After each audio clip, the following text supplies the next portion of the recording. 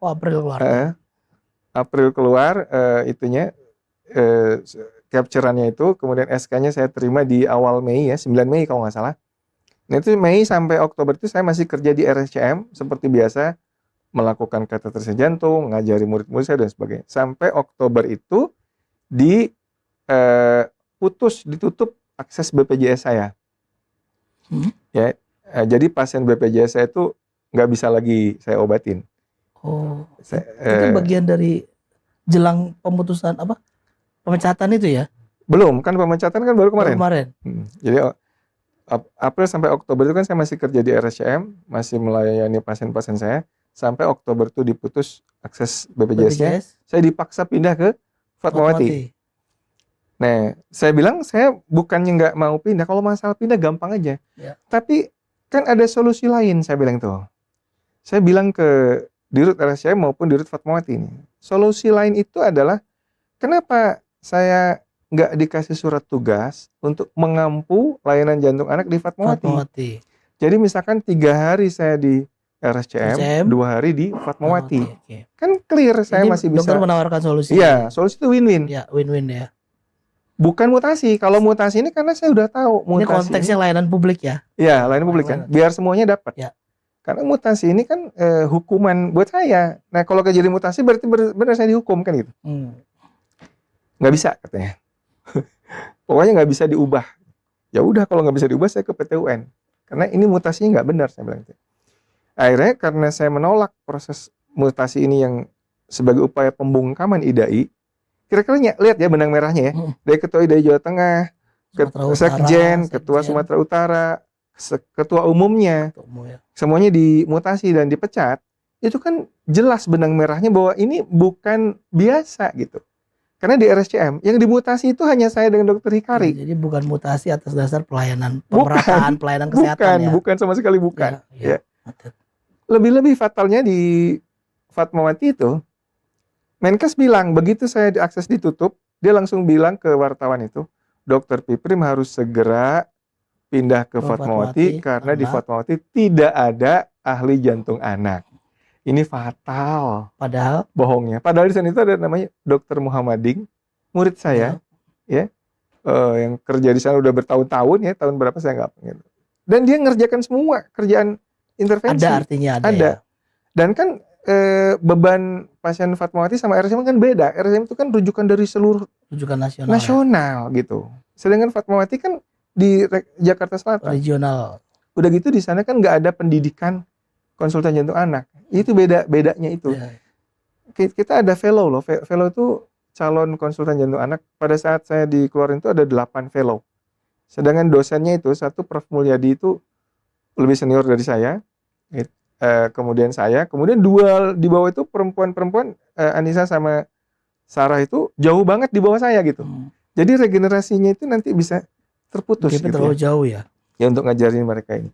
Kemudian kita ke PT UN. Nah sambil itu saya dipanggil terus, jadi saya juga aneh kok cepet banget keluar SP1, SP2, kemudian SP3, tiba-tiba di sidang.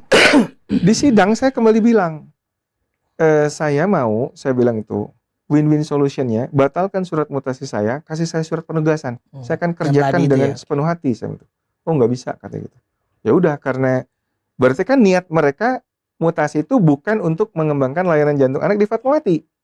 Ngerti gak? Iya, tadi soal. Kalau niatnya bukan soal pemerataan layanan kesehatan. Betul. Kalau niatnya betul-betul mengembangkan layanan jantung anak di Fatmawati, itu saya cukup dikasih surat tugas. Ya.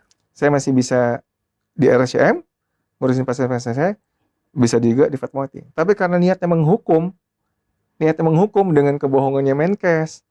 Sebelumnya itu juru bicara Kemkes Aji Muhammad juga udah bohong tuh. Dokter Piprim harus segera mutasi karena di Fatmawati dokternya akan pensiun sebentar lagi. Saya konfirmasi ke Muhammading. Ding, emang kamu mau pensiun? Oh enggak dok, saya masih lama.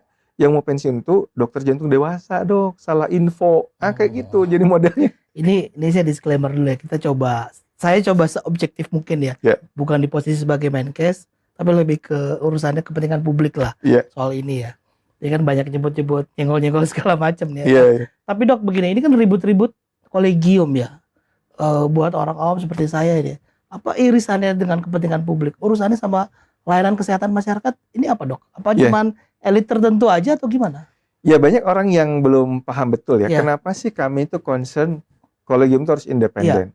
Sebetulnya ini buat kepentingan masyarakat, ya. Jadi guru besar kemarin demo itu bukan kepentingannya mereka. Guru besar itu udah selesai dengan dirinya. Tapi gini loh, kalau kolegium itu dikuasai oleh kepentingan tertentu, apakah penguasa atau pengusaha, atau bahkan organisasi profesi sendiri yang menguasai kolegium itu nanti bisa terganggu standar pembentukan pencetakan dokter yang kualitasnya setara dengan dokter internasional. Artinya kalau misalkan gini ya, kan kalau sekarang ketua kolegium kesehatan itu kan direktur RSCM, direktur utama RSCM. Artinya kan langsung di bawah Menkes. Jadi kan apapun titahnya kan susah untuk nolak gitu. Tapi kalau peer groupnya sendiri yang memutuskan, itu bebas dari berbagai intervensi. Contoh intervensinya misalkan, tolong dong misalkan pendidikan dokter umum tuh diajari aja operasi sesar misalkan gitu.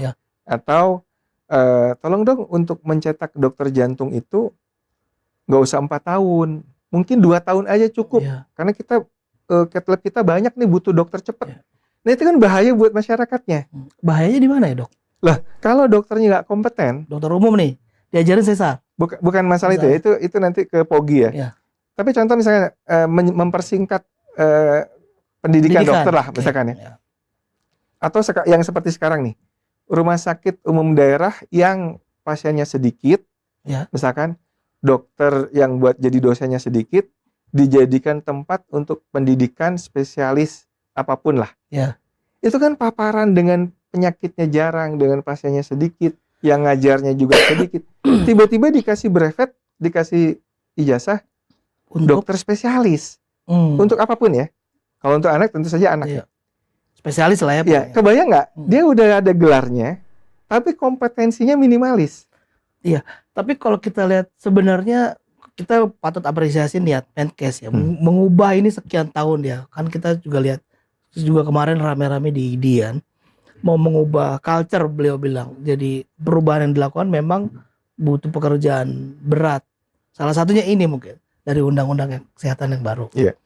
Nah, yang dilakukan Menkes juga mungkin dirasakan publik ada bagusnya, Dok. Kalau kita lihat pemerataan layanan kesehatan publik yang kita lihat jumlah dokter terbatas gitu ya.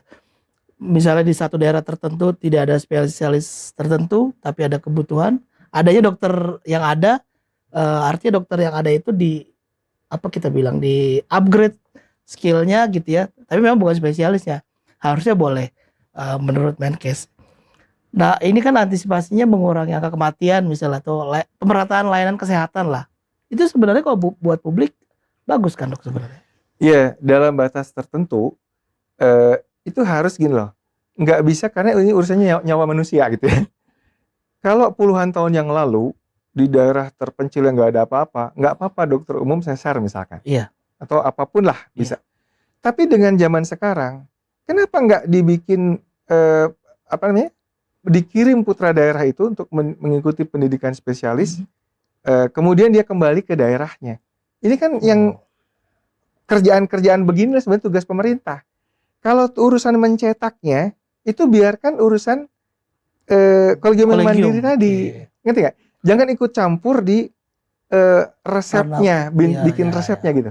Kalau masalah distribusi, masalah memfasilitasi, itu kan bisa kerjasama bareng-bareng gitu.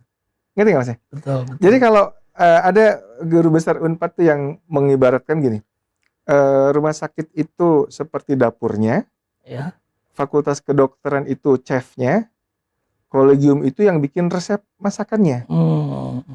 Jadi ketiga-tiganya ini bekerja sama mencetak produk dokter yang baik, gitu loh. Ini sebenarnya semua punya niatan baik ini. Semuanya, tapi yang dari Kemenkes yang punya rumah sakit ini mau diambil semua jatahnya fakultas kedokteran sama jatahnya kolegium.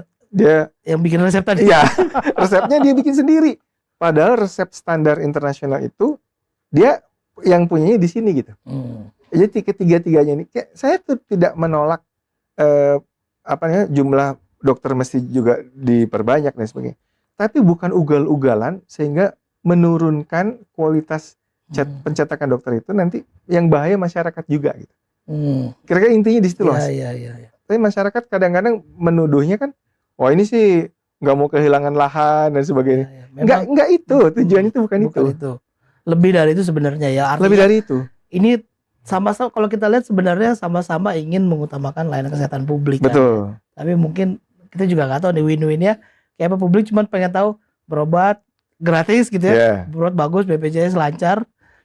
Nah, dok, artinya gini, kita lihat memang tadi organisasi sudah 52 tahun ya dok ya, Kolegium 52 tahun ya. Ada beberapa memang yang sempat disampaikan Menkes, culture yang mungkin dirasa kurang baik ya, makanya dia melakukan perubahan. Nah, ini kan bagian dari, kita bisa bilang ini reformasi kesehatan lah, kita sebut reformasi kesehatan.